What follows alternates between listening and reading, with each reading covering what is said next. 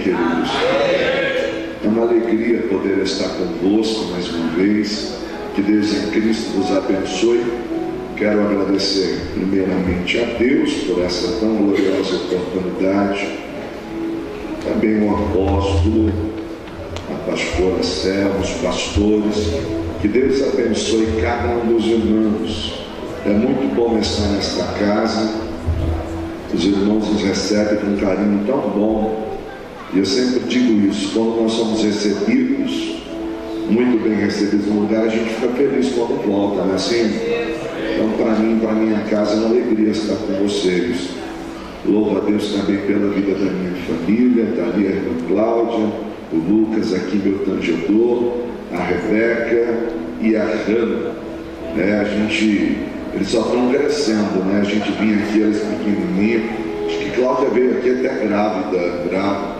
Quando vocês me apresentaram, diziam assim: volte sempre, traga mais gente. Eu cumpri o propósito. Então, né? Eu digo que eu cumpri o propósito. Tinha o Lucas, volte sempre, traga mais gente. Voltei com a Rebeca. Volte sempre, traga mais gente. Voltei com a Hannah. E agora vocês só apresentam o pastor e a família. E a irmã Cláudia agradece, né? Gente, abra sua Bíblia comigo, lá no livro de Êxodo, capítulo de número 12. Hoje é uma temática toda especial. As crianças fizeram uma apresentação muito linda. Os louvores no início, né? Os louvores falando sobre a ressurreição. E eu queria pensar convosco sobre o tema: a verdadeira Páscoa. Êxodo 12, eu vou ler na minha versão, é a NVI, diz assim, ó: e o Senhor disse a Moisés e a Arão: este deverá ser o primeiro mês do ano para vocês. Digam a toda a comunidade de Israel que no 10º dia deste mês, todo homem deverá separar um cordeiro ou um cabrito para a sua família, um para cada casa. Se uma família for pequena demais para um animal inteiro, deve dividi-lo com seu vizinho mais próximo, conforme o número de pessoas e conforme o que cada um puder comer. O animal escolhido será macho de 1 ano, sem defeito, e pode ser cordeiro ou cabrito. Guarde-no até o 14º dia do mês, quando toda a comunidade de Israel irá sacrificá-lo ao pôr do sol. Passem então um pouco do sangue nas laterais e nas vigas superiores das portas das casas, nas quais vocês comerão um animal. Naquela mesma noite, comerão a carne assada no fogo, juntamente com ervas amargas e pão sem fermento. Não comam a carne crua, nem cozida em água, mas assada no fogo, cabeça, pernas e vísceras. Não deixe sobrar nada até pela manhã. Caso isso aconteça, queime o que restar. Ao comerem, estejam prontos para sair. Cinto no lugar, sandália nos pés e cajado na mão. Comam apressadamente, pois essa é a Páscoa do Senhor. Amém? Curve sua cabeça, oremos mais uma vez. Soberano Deus, eterno, poderoso, Pai, o anjo da tua casa, Pai, já me colocaram em tuas mãos. Mas mais uma vez eu lhe peço, ó Deus, fala conosco de modo que o teu nome seja glorificado. Meu Deus, prepara os nossos corações a entender aquilo que o Senhor tem a comunicar. Que o teu nome seja exaltado, que tudo o que aqui acontecer seja para a glória do teu nome, em nome de Jesus. Amém e amém. Queridos, eu quero pensar convosco nesta manhã, regido por um tema: a verdadeira Páscoa. É interessante porque, a nível de introdução, eu disse que a nossa reflexão fala sobre a verdadeira Páscoa. Se nós falamos sobre verdadeira e a ênfase está em verdadeira, é porque existe a falsa. E aí nós pensamos, mas o que o Senhor quer dizer com esta ideia sobre a verdadeira Páscoa. Falar sobre a verdadeira Páscoa implica dizer que a Páscoa nada tem a ver com o coelho. Desculpa se eu chateei alguém, desculpa se eu decepcionei alguém, mas a Páscoa nada tem a ver com o coelho. A Páscoa nada tem a ver com ovos de chocolate, embora eu goste. E se você sentiu no coração de doar para o pastor e para a família dele, fica à vontade. Só que lá em casa a gente tem um código de ética, se é assim que eu posso chamar. Irmã Cláudia, desde que os meus filhos nasceram, ela sempre usou a seguinte expressão: ó, não é ovo de Páscoa, é ovo de chocolate. Então nós comprávamos, nós íamos presenteá-los, mas tinha uma exigência: só ganhava o ovo se contasse a história da Páscoa. E às vezes eles davam aquela torcida assim: não, qual é a história da Páscoa? E eles apresentavam a narrativa, e aí ganhavam o ovo de chocolate. Um dia veio uma tarefa da escola: o que é a Páscoa para a sua família? A Cláudia pegou a folha assim, sentou para escrever. Acho que ela escreveu umas 2 folhas. Eu disse: onde é que você está fazendo? Ela não escreveu, ela fez um tratado teológico e mandou para a escola o que representava a Páscoa para a nossa família. Queridos, quando nós falamos sobre a verdadeira Páscoa, nós precisamos entender que a Páscoa, ela fala de livramento. Quando nós falamos da verdadeira Páscoa, nós precisamos entender que a Páscoa fala de salvação. Quando nós falamos sobre Páscoa, nós precisamos entender que ela trata de livramento. Ela apontava não para um coelho, ela apontava para um cordeiro. Como diz João lá no Evangelho de 1 João: eis o cordeiro de Deus que tira o pecado do mundo. Mas para entender o propósito da verdadeira Páscoa, eu preciso pensar com você dentro de um contexto histórico. Há um pano de fundo dentro do texto que nós lemos. A Bíblia diz que quando Deus chama Abraão, Deus toma Abraão pela mão e sai com ele peregrinando sobre a terra. Deus faz muitas promessas a Abraão. Uma delas é dizendo assim: Abraão, serás pai de multidões. Abraão, sai fora da tenda, olha as estrelas, você pode contar? Não consigo. Pois é, assim será a tua descendência. Mas Abraão, o teu povo vai ser escravo em uma nação que não lhes pertence. Eles vão ficar cativos por um período de 400 anos. Onde está isso? Gênesis 15. Depois deste tempo eles vão sair de lá.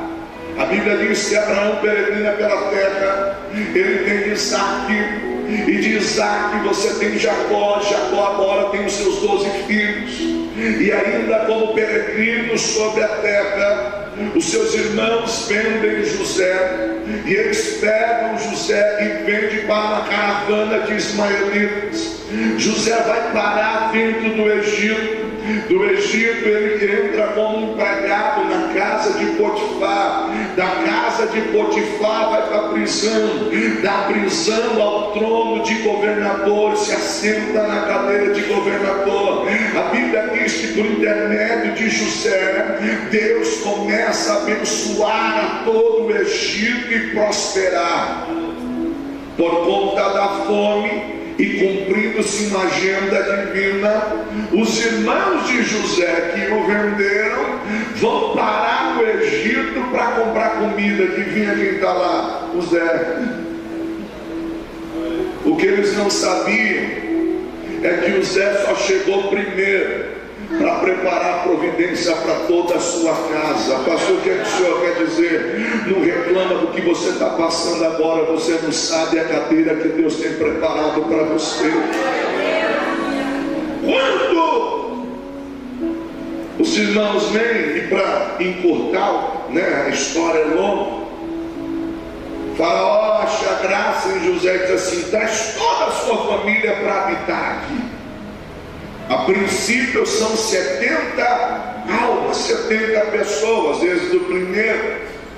Só que a Bíblia diz que este povo começa a crescer, se multiplicar, porque crente se multiplica, né, irmão? É um negócio interessante. Crente é uma, não é verdade? Eu estou multiplicando, mas parei agora.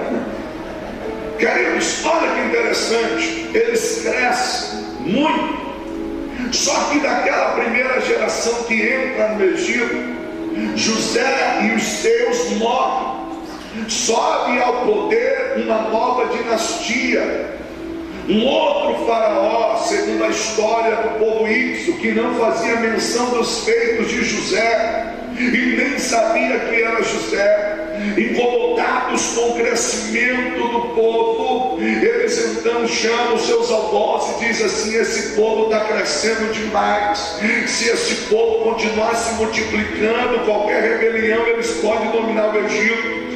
Vamos oprimi-los. Mas olha que interessante, o texto bíblico diz que quanto mais oprimia, mais o povo crescia. O povo de Deus é assim. Alguém pensa que ele vai parar na hora da aflição, alguém pensa que ele vai desistir na hora do sofrimento, mas se esqueceu que ele tem um Deus que peleja por ele, e quem Deus peleja por ele, na hora da aflição ele não diminui, ele cresce. Na hora da angústia ele não se abate, ele cresce. Pastor, o que o senhor quer dizer? Seu crescimento vem de Deus, ele não vai parar. O teu crescimento é da parte de Deus, ele não vai parar. Só que é nesse contexto de aflição que Deus traz à terra um homem chamado Moisés. E aqui nós entramos no texto que eu li. Moisés, ele vai ser o libertador, aquele que vai se apresentar ao faraó e vai ser o instrumento de Deus para tirar o povo da terra do Egito.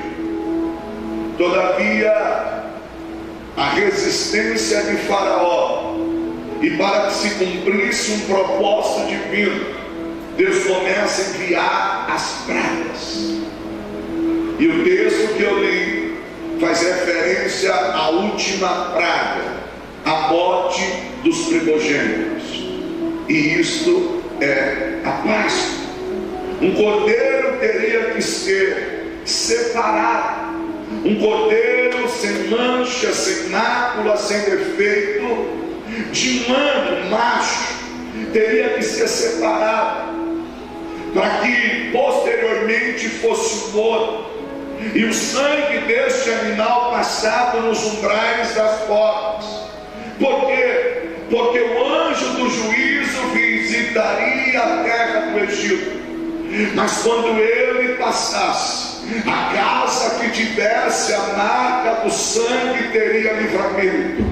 A casa que tivesse a marca do sangue receberia o milagre da vida. Pastor, o que o senhor quer dizer? A Páscoa não olhava para trás, mas a Páscoa olhava para frente, uma anunciação profética do Cordeiro de Deus que viria para nos salvar.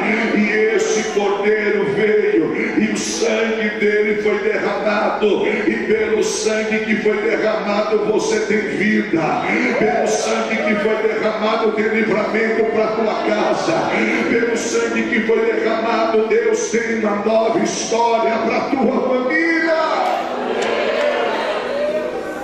Pensando nisso, eu quero olhar para o texto e pensar sobre a verdadeira Páscoa e as suas implicações. A verdadeira Páscoa e as suas implicações. Queridos, primeiro ponto que eu quero pensar convosco, e eu quero traçar esse paralelo entre Êxodo e Cristo. A Páscoa é símbolo de recomeço. Glória a Deus. Vou falar de novo. A Páscoa é símbolo de recomeço. Pastor, o que o senhor quer dizer? Verso 1 e 2 da leitura fizemos êxito. Olha aqui que o texto diz, Êxodo 12, verso 1 e 2. O Senhor disse a Moisés e Arão no Egito: este deverá ser o primeiro mês do ano para vocês.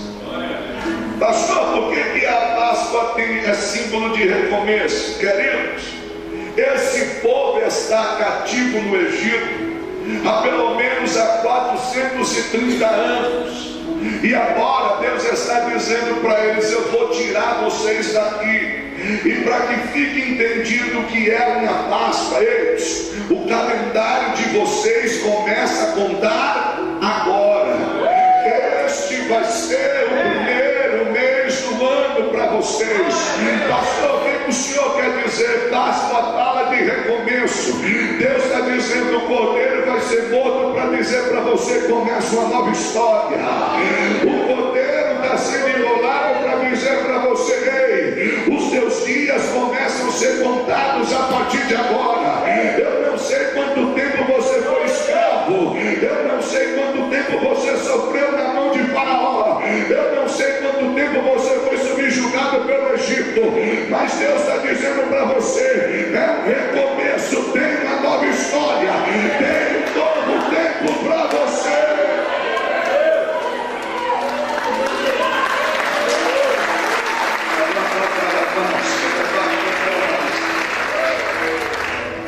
Pastor, o que isso tem a ver com Cristo? Tudo a ver. Cristo é o nosso cordeiro pascual. Ele dividiu a história. Observe que depois da vida de Cristo, quando o Verbo se faz carne, tudo começa a ser contado antes dele e depois dele. Mas quando a gente olha para a nossa vida em particular, e você vai contar alguma história para alguém e diz assim: mas peraí, peraí, deixa eu ver. Não, eu já era crente? Não, ele não era crente. Não, eu não tinha aceitado Jesus. Ou seja, ele dividiu a tua história. Mas sabe por que a Páscoa, o nosso cordeiro pascual que é Cristo, fala de recomeço? É só você olhar lá quando no Novo Testamento Cristo vai morrer no mesmo dia que o cordeiro era imolado. Se cumpre as mesmas datas, as profecias se cumprem sobre ele. Mas o que nos chama a atenção é que a expectativa dos seus discípulos, dos seus seguidores, na noite de sexta-feira, quando ele é preso, parece que vai por água abaixo. Sábado é um tempo de tristeza, de desânimo. Domingo era a ressurreição, mas nem todos ainda tinham compactado daquela esperança. Ou seja, olha que interessante, a Bíblia diz lá em Lucas que 2 discípulos no caminho de Emaús estavam indo embora. Eles chegaram e disseram assim: para nós acabou, não tem mais esperança, eles estão indo embora. Não sabiam eles que o cordeiro havia ressuscitado, então eles estão indo embora, triste. O cordeiro vai atrás deles. Quer ver uma coisa, irmão? Renan, o senhor pode me ajudar? A sua esposa, vocês podem me ajudar? Vem aqui, por gentileza. Por favor, eu sei que é chato a gente vir à frente, mas sobe aqui, por favor. Por favor. Eu estou fazendo isso porque o Espírito Santo tocou no meu coração, só para você entender. Segura na mão dela, isso. Era domingo de manhã. Alguns historiadores dizem que poderia ser uma mulher, os discípulos do caminho de Emaús. Eu não vou entrar nesse método que gasta muito tempo, mas vamos pensar aqui uma coisa: eles colocaram todas as expectativas em servir Jesus, eles abandonaram tudo e entregaram a vida para Jesus. O problema é que esse Jesus foi preso, esse Jesus foi castigado e foi morto. Sexta-feira, sábado, nada acontece. Aí um olha para o outro e diz assim: sabe uma coisa?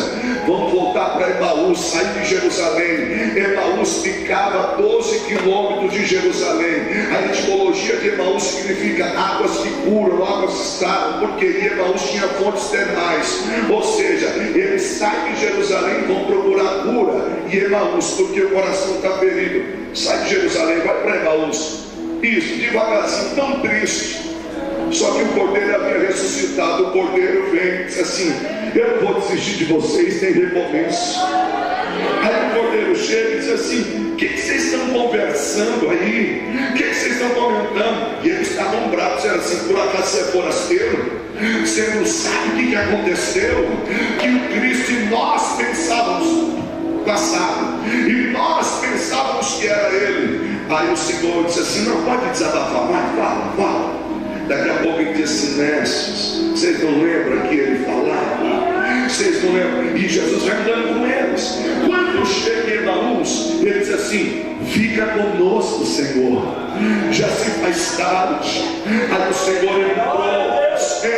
A honra de partir o pão era do anfitrião, dono da casa, mas a mensagem estava tão boa, o assunto estava tão gostoso, que ele pegou o pão e disse assim: parte você é o convidado.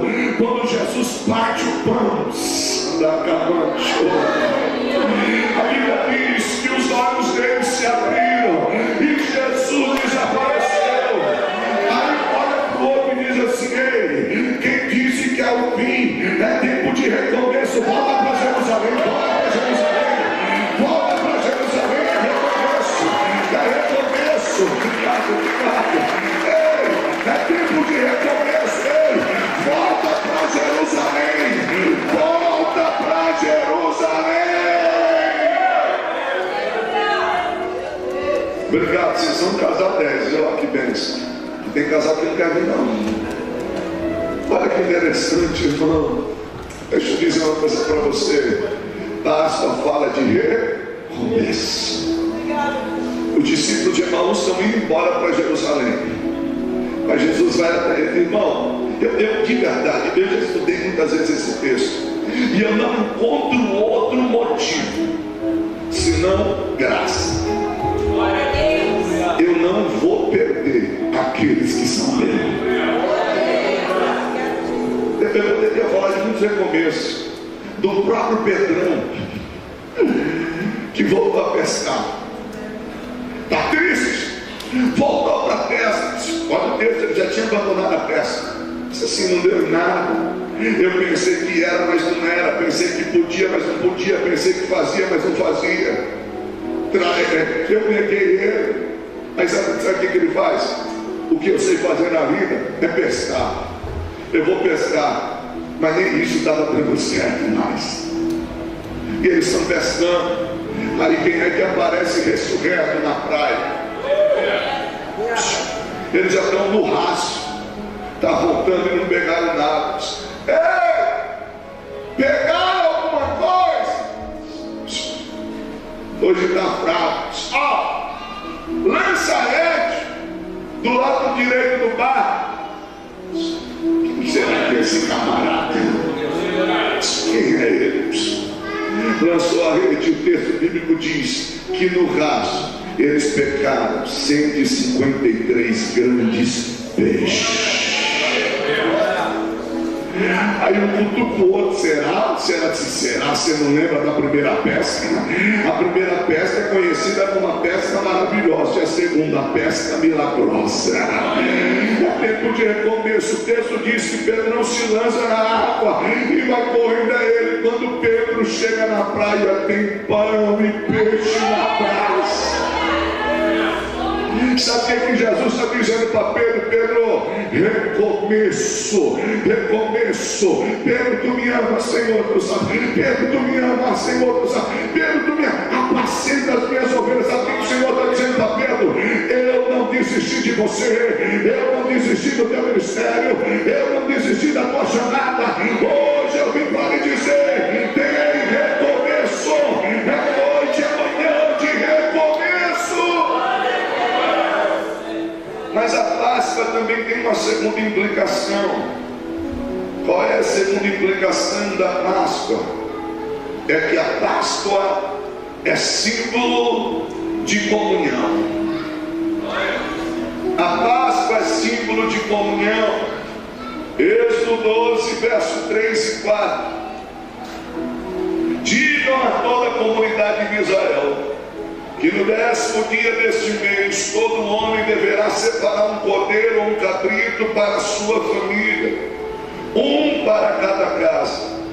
Se a família for pequena demais para um animal inteiro, deve dividi-lo com seu vizinho mais próximo. conforme o número de pessoas, o que cada um puder comer.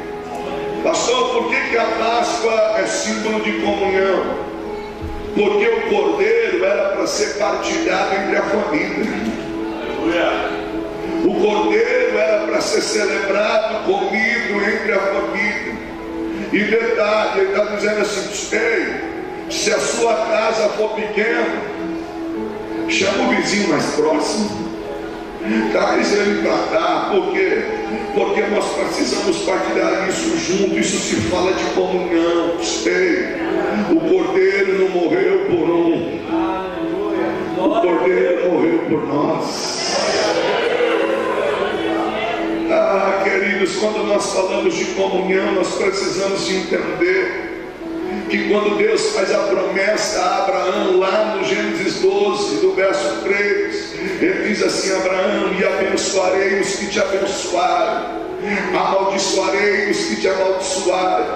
E ele diz assim: e em ti serão benditas todas as famílias da terra. Sabe o que é isso? O cordeiro pascual fala de comunhão. A bênção do cordeiro vem sobre mim, mas não só sobre mim, vem sobre a minha esposa, sobre os meus filhos, sobre os filhos dos meus filhos, vem sobre o vizinho da direita, vem sobre o vizinho da esquerda.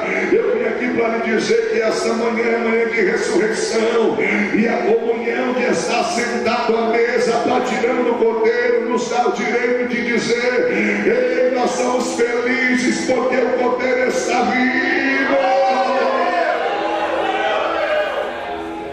Aí a gente diz assim: mas espera aí, pastor, nós não somos judeus, isso aí era para Abraão, não tem nada a ver conosco, nós vivemos a nova aliança. E eu tenho que ler para você Gálatas 3, versos 6 a 8. Considere o exemplo de Abraão. Ele creu em Deus, e isso lhe foi acreditado como justiça. Estejam certos, portanto, de que os que são da fé, esses é o que são filhos de Abraão. Verso 8: prevendo a escritura que Deus justificaria pela fé os gentios, anunciou primeiro as boas novas a Abraão. Por meio da fé, todas as nações, ou todas as famílias seriam benditas. Sabe o que faz você sentar à mesa e partilhar do cordeiro em comunhão? É a fé no Filho de Deus que se entregou por nós. Ei, a bênção da comunhão alcança a tua casa, a bênção da comunhão alcança a tua família. Pastor, eu não aguento mais viver em pé de guerra. Ele, o cordeiro, vai ser sacrificado lá para trazer comunhão. O cordeiro foi sacrificado para trazer comunhão entre os teus. Não é o que a gente tem de posses que nos dá comunhão, é partilhar do cordeiro, é sentar à mesa com ele. Você já viu que crente é um negócio? Quando a gente partilha do cordeiro, é um negócio tão sério que a gente se conheceu agora, se deixar, fica a noite inteira conversando. Tá, mãe?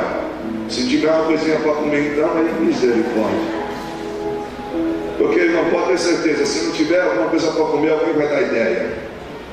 Se o papo está tão gostoso, falando das coisas de Deus é tão bom, a hora passa que a gente não percebe. Alguém diz assim: vamos pedir alguma coisa? Aí se pedir, irmão, aí que o crente não vai embora. Aí você vai dizer assim: irmão, o cordeiro acabou. Já é 2 horas da manhã. Não sendo chato, amanhã tem culto de manhã. Ou você quer ficar pelo culto direto? Queridos, o cordeiro fala de comunhão.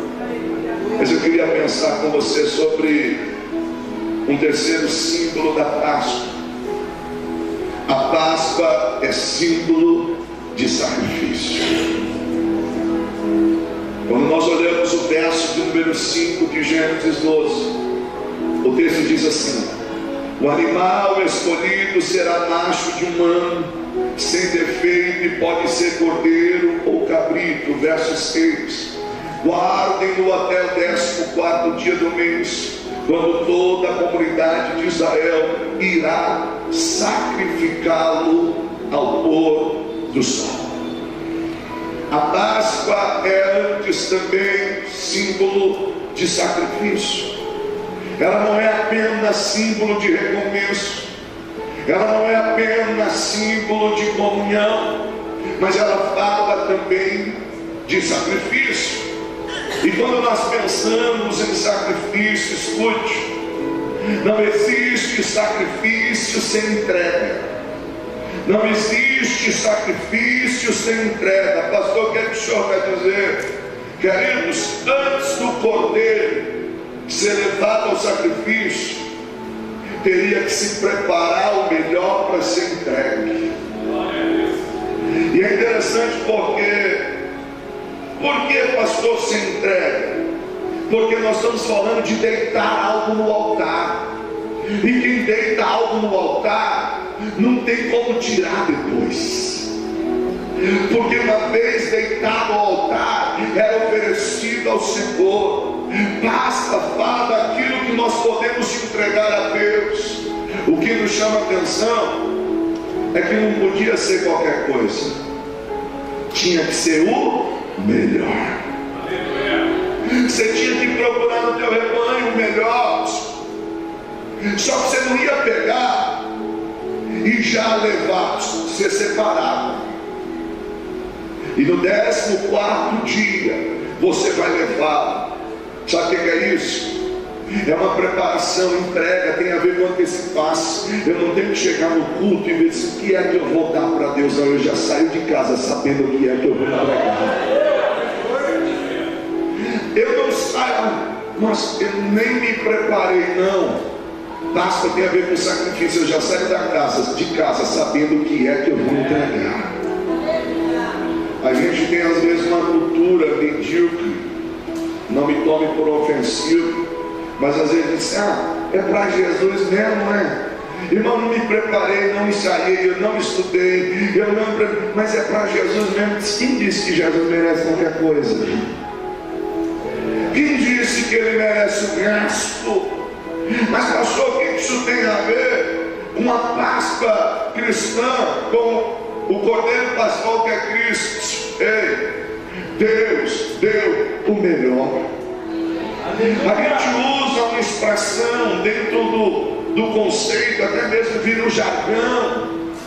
E eu sei que você não fala isso de modo pejorativo, mas às vezes a gente não para pensar. E aí eu libero uma palavra e eu mesmo falo, já falei, o melhor de Deus está por vir sobre a tua vida. No entanto, a gente só precisa olhar para o texto e entender: o melhor de Deus não está por vir, o melhor de Deus já veio. Pastor, como é que o senhor diz isso? 1 Pedro 1, 18 a 20. Pois vocês sabem que não foi por meio de coisas perecíveis, como prata ou ouro, que vocês foram redimidos da sua maneira vazia de viver, que lhe foi transmitida por seus antepassados, mas pelo precioso sangue de Cristo, como de um cordeiro sem mancha e sem defeito, conhecido antes da criação do mundo e revelado neste último tempo. Em favor de quem? Em favor de quem? De nós, de você. Sabe o que o texto está dizendo? Ei, entrega o melhor, porque o melhor ele já entregou por você. Nesta manhã, Páscoa, se fala de sacrifício. Ei, entrega o teu melhor, porque o melhor de Deus já foi entregue por você. E aí a gente precisa entender uma coisa: Deus nunca vai te pedir nada que antes Ele não tenha feito por você. E aí sabe o que Paulo escreve aos Romanos, capítulo 12, verso 1 e 2? Ele diz assim: Paulo, o Cordeiro já veio. Aí Paulo diz assim no verso 1 e 2, Romanos 12: portanto, irmãos, rogo-vos pelas misericórdias de Deus, que ofereçam sim sacrifício vivo, santo e agradável a Deus. Este é o culto racional de vocês.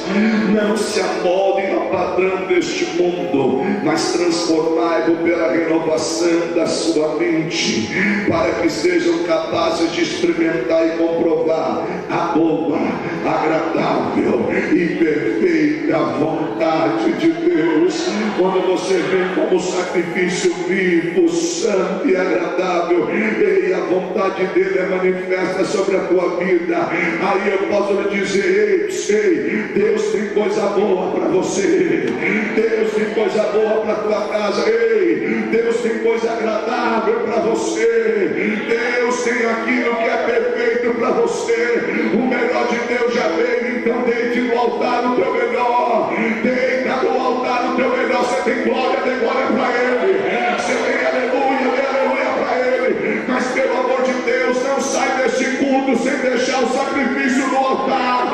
Esta manhã de sacrifício, entrega o teu sacrifício no altar. Às vezes a gente fica assim: hoje eu não estava bem, amanhã venho e entrego. Não, você não sabe o dia de amanhã. O que é para hoje tem que ser deixado hoje no altar. Mas quando nós pensamos sobre a Páscoa, uma quarta implicação da Páscoa é que a Páscoa é símbolo de substituição.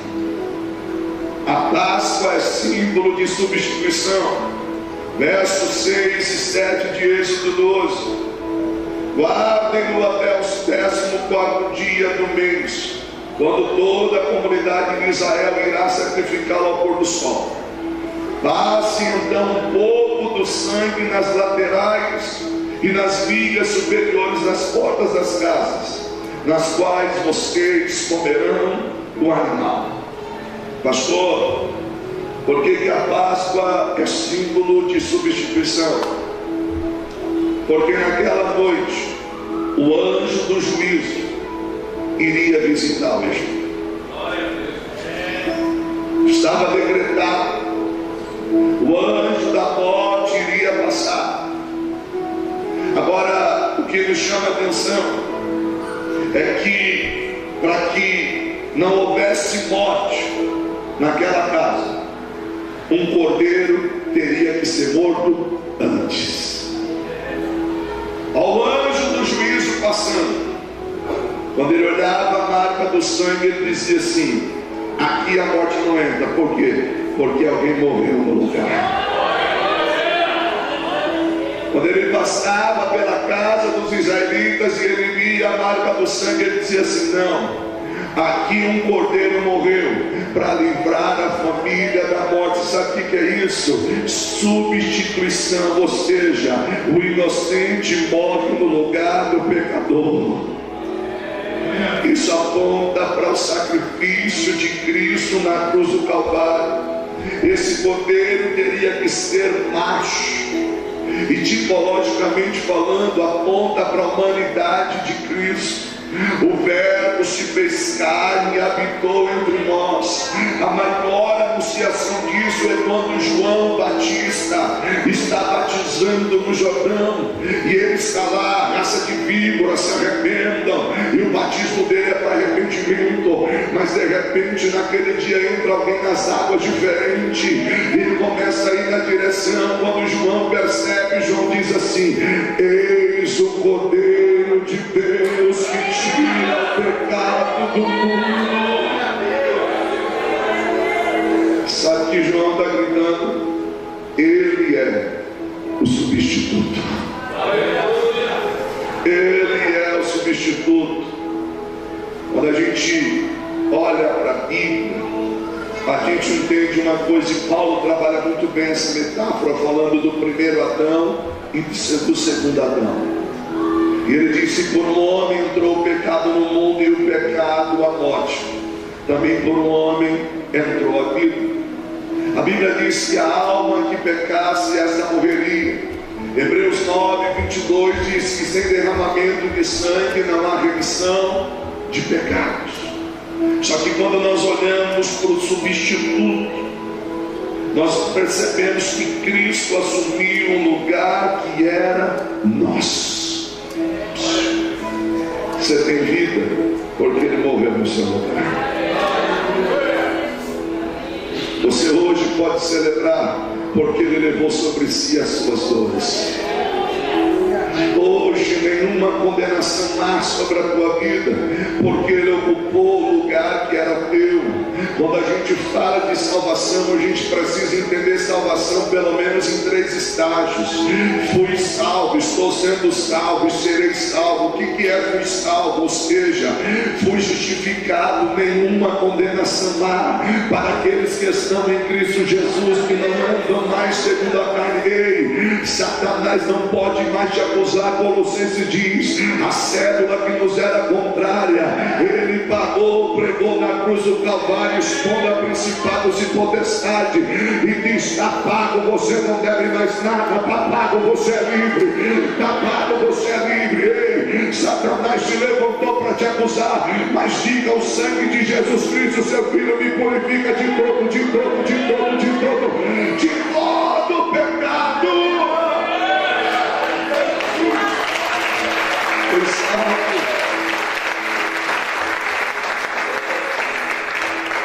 Mas olha que interessante, fui salvo, não devo mais nada, estou sendo salvo, salvação presente. Nós estávamos mortos nos nossos delitos e pecados, toda a nossa inclinação era má, mas Ele trouxe sobre a nossa vida santificação. Então a santificação é o processo de separação do pecado. Justificação é que você não deve mais nada. Agora santificação é um processo de separação do pecado. Sabe quem é que te dá força para dizer não? É o Cordeiro. Sabe quem é que te dá força para estar aqui? É o Cordeiro. Sabe quem te diz nessa manhã: eu sou o Senhor teu Deus que te tomo pela tua mão direita e te digo: não temas, porque eu te ajudo? É o Cordeiro. Mas nós não apenas fomos salvos, nós não apenas estamos sendo salvos, mas nós seremos salvos. Pastor, isso fala do que? Glorificação. Paulo diz: quando aquilo que é corruptível se revestir de incorruptibilidade, e aquilo que é mortal se revestir de imortalidade, então diremos: tragada foi a morte pela vitória. Você vai ter um corpo glorificado. Tem alguém que você ama, que foi, dá uma saudade, não dá? O peito aperta, a gente olha e diz assim: se fulano tivesse aqui, ia gostar tanto. Se ciclano tivesse aqui, ia gostar tanto. Deixa eu lhe dizer uma coisa: ele só foi primeiro. Pastor, o que é isso? Paulo, quando escreve a igreja de Tessalônica, os crentes estavam desesperados, preocupados com aqueles que já morreram. Aí Paulo diz assim: meus irmãos, não quero que sejais ignorantes acerca dos que dormem. Sabe por quê? Pensando que o dia do Senhor já veio. Não, porque ao soar o toque da trombeta, o voz de arcanjo, aí ele diz: os que estão e os que morreram em Cristo ressuscitarão primeiro, e depois nós que estivermos vivos teremos um corpo glorificado e nos encontraremos com Ele nas nuvens e estaremos com o poder para sempre, para sempre. Ei, Ele só foi primeiro. Nós estamos chegando, a trombeta vai tocar, nós estamos chegando. A Páscoa nos fala de substituição, mas deixa eu pensar com você um quinto símbolo da Páscoa. A Páscoa também nos fala de livramento. Verso 12 e 13: naquela mesma noite passarei pelo Egito e matarei todos os primogênitos, tanto os homens como animais. Executarei juízo sobre todos os deuses do Egito. Eu sou o Senhor. O sangue será um sinal para indicar as casas em que vocês estiverem. Quando eu vir o sangue, passarei adiante. A praga e a destruição não os atingirá, quando eu feri o Egito. Páscoa fala de livramento. A primeira vez que a palavra Páscoa, Pesca, a ideia de passar por cima, aparece nesse texto. E por que fala de livramento? Porque quando o anjo do juízo viesse, ele ia passar por cima.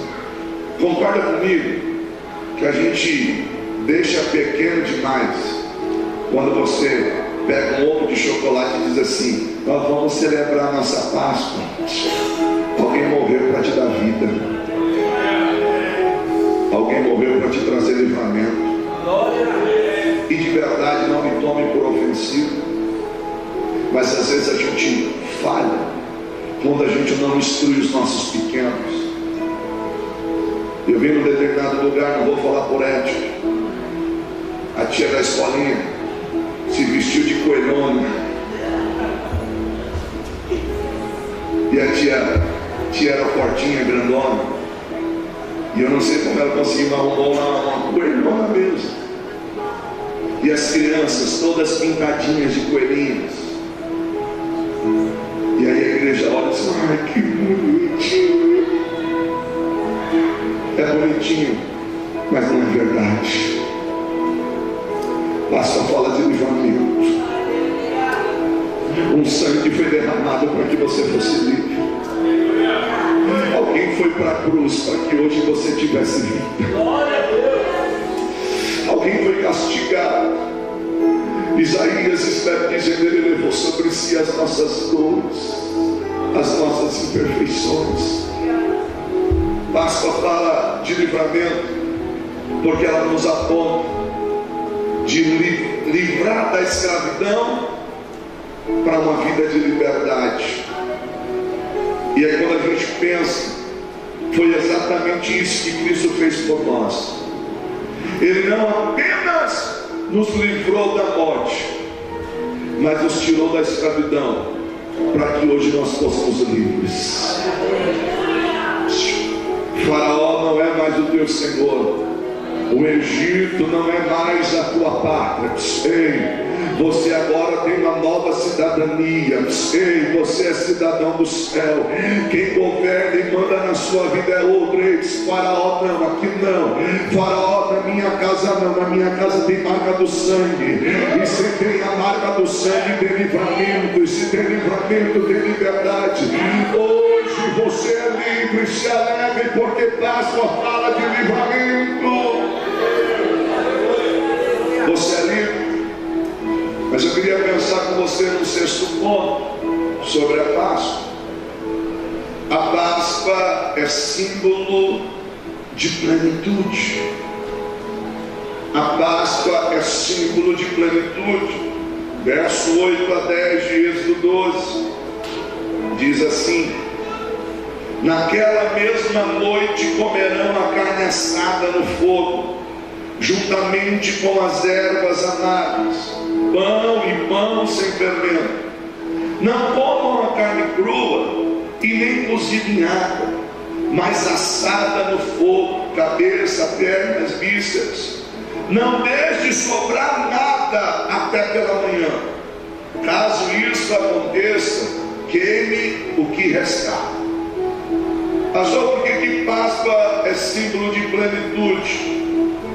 Porque o cordeiro teria que ser comido por inteiro. Por inteiro. Teria que ser completo. Caso sobrasse, teria que ser queimado. Ou você participa da mesa e come por inteiro, ou então você não está vivendo a plenitude. Pastor, o que o senhor quer dizer com isso? Irmãos, dentro do contexto da época, eles não poderiam deixar para amanhã. Por quê? Porque o livramento é hoje. Amanhã é uma nova história. Mas o cordeiro foi imolado para dar vida e livramento hoje. Então, o tempo é agora. Pastor, o que o senhor quer dizer com isso? Irmão, esse umas coisinhas da minha vida primeiro, depois eu me entrego para Jesus de verdade. Na hora que o anjo do juízo passar, se você não for participante do Cordeiro, vai atingir a tua casa. Ou a gente é pleno, ou não é. Não tem como. E detalhe, teria que ser comido com ervas amargas. Por quê? Porque as ervas amargas tinham a tipologia, lembrar do tempo de escravidão. Então ele está participando do Cordeiro, mas ele também come erva amarga e está dizendo assim: rapaz, eu lembro de onde eu saí, então toma Cordeiro.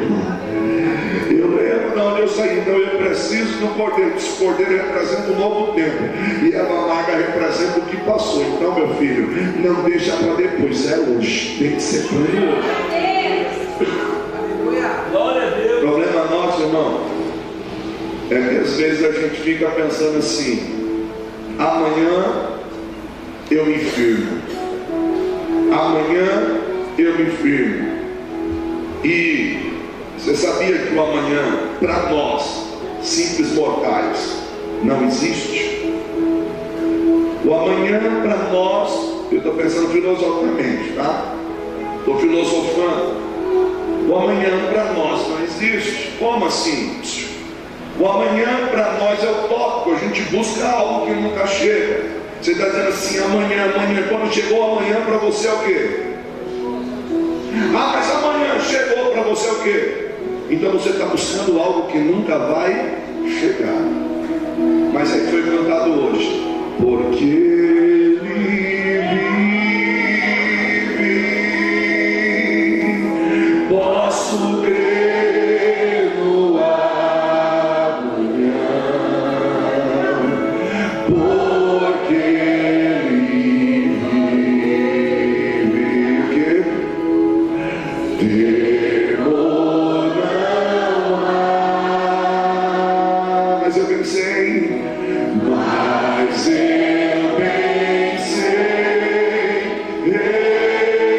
sei que a minha vida está nas mãos do meu Jesus, que vive está. Sabe por que tem amanhã para você? Porque você senta à mesa com o Cordeiro hoje. Então amanhã, para nós, sem Deus, não existe. Então, Páscoa fala de plenitude. Por quê, pastor? Porque eles teriam que provar por completo do Cordeiro. Não pode ficar nada para amanhã. Não deixa para amanhã o que você pode fazer hoje. Aleluia. Eu não queria te assustar não, irmãos, mas vou dizer uma coisa para você. Oportunidade, às vezes ela vem e não volta mais. Quando a gente tenta entender a etimologia de oportunidades, oportunidades autoportos, ou seja, em direção ao porto, era uma palavra que era usada pelos navegantes antigos, romanos e até alguns gregos, mais no contexto romano. Por que eles falavam? Era o nome de um vento. Quando os navegantes eles sentiam a brisa soprando e estava na direção da onde eles precisavam chegar, eles falavam: é o vento oportuno, ou seja, eles erguiam as velas e diziam assim: vamos pegar essa corrente de ar, porque ela vai nos levar até o destino. Oportunidade fala de conduzir até o destino desejado. Ei, o destino para a tua vida é vida eterna. Então, se hoje ouvires a voz do Senhor teu Deus, não endureça o vosso coração. Pleno, ou você é, ou você não é. Tem uma historinha bem interessante. A gente diz que é a historinha de seminário. O irmãozinho estava em cima do muro, do lado a igreja intercedendo por ele, dizendo: vem para cá, sai do muro, vem para cá. Do outro lado, coisa ruim, o capiroto, o cão, sossegado, olhava para o irmão, davam disfarçada, assobiava, e a igreja do lado de cá clamando: irmão, se decida, irmão, se decida. E do outro lado, coisa ruim, tranquilo. O irmãozinho de cima do muro parou e disse assim: qual é o negócio? Uma coisa ruim? Pois não. Eles lá ficam clamando, intercedendo para que eu vá para o lado deles. Você não fala nada, você não está nem aí. Aí disse que coisa ruim olhou para ele e disse assim: não, eu estou tranquilo. Ele disse assim: por que o senhor está tranquilo? Ele disse assim: porque eu estou na vantagem. Vantagem é: o muro é meu. O muro é meu. Ou tem plenitude, ou você vai continuar no Egito. Para sair de lá, tinha que provar o cordeiro por completo.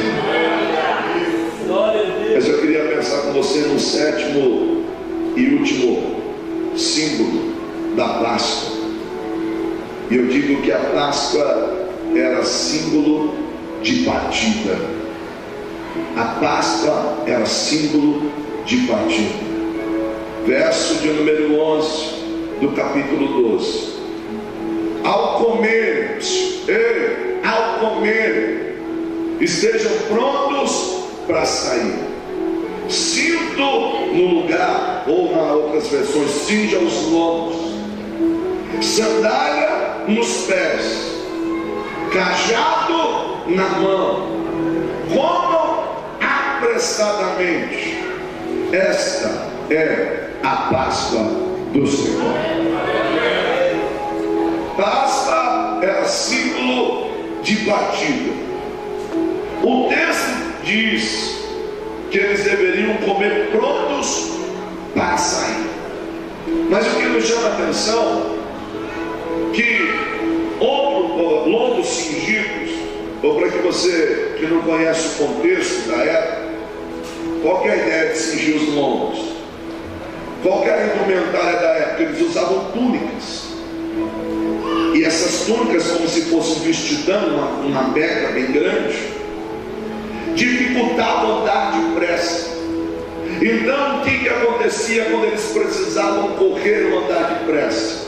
Eles pegavam, eles ambos tinham cinto, pegavam a parte de baixo, levantavam e jogavam por dentro do cinto, ficava tipo um bermudão. Por quê? Porque as pernas teriam mobilidades.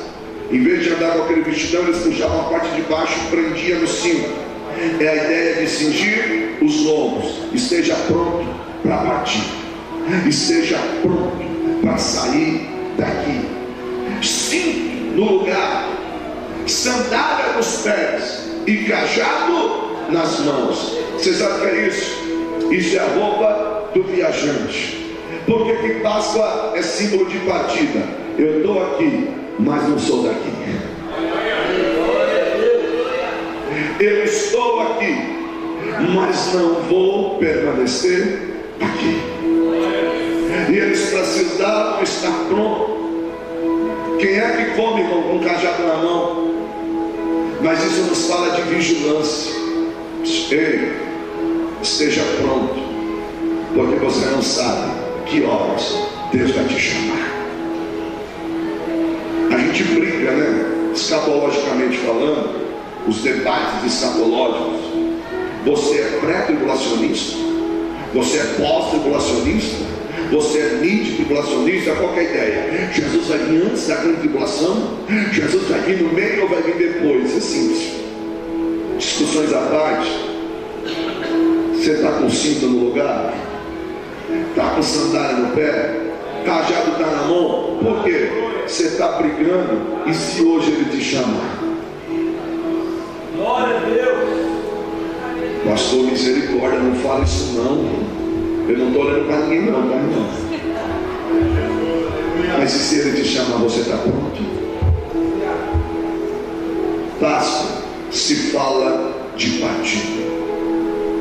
Queridos, eu quero olhar para 1 Coríntios 15, dos 51 ao 58, e eu quero encerrar minha fala com esse texto. Eu queria chamar minha esposa para adorar o Senhor. Que filha, se prepara aqui vocês. serve. Escute 1 Coríntios 15, verso de número 51 ao 58. Olha o que o texto diz. Olha que interessante. Eis que eu lhes digo um mistério: nem todos dormiremos, mas todos seremos transformados, no momento, num abrir e fechar de olhos, ao som da última trombeta. Pois a trombeta soará, os mortos ressuscitarão incorruptíveis, e nós seremos transformados. Pois é necessário que aquilo que é corruptível se revista de incorruptibilidade, e aquilo que é mortal, escute, se revista de imortalidade. Olha o que o texto diz: quando, porém, o que é corruptível se revestir de incorruptibilidade, e o que é mortal de imortalidade, então cumprirá a palavra que está escrita: a morte foi destruída pela vitória. Onde está, a morte, o teu agrilhão? Olha o que ele diz: o agrilhão da morte é o pecado, e a força do pecado é a lei. Mas graças a Deus que nos dá a vitória por meio de nosso Senhor Jesus Cristo. Portanto, meus amados irmãos, sejam firmes e constantes, sempre abundantes, sabendo que o vosso trabalho não é vão no Senhor. Se você pode, se coloque de pé, para parecer que está falando. Olha para alguém e diga assim: ó, aguenta firme, vai valer a pena. Diga, aguenta firme, vai valer a pena. Seja firme e constante. Ele está vivo. É manhã de recomeço, é manhã de comunhão, é manhã de oportunidade. Cristo está vivo. Vamos adorar o Senhor.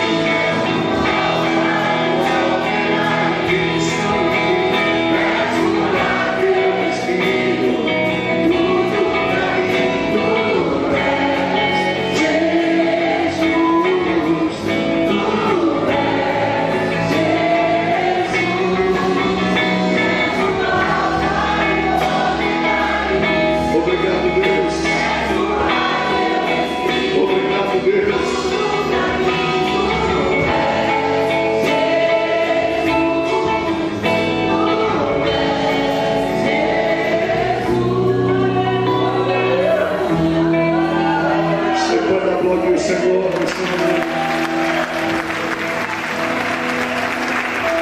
Que Deus em Cristo te abençoe. Podemos tomar os vossos assentos. Lembre disso. Celebre hoje. Se você tiver condições e puder, coma os seus chocolates, presenteie. Mas não esqueça que o Cordeiro é muito maior. Que Deus em Cristo te abençoe.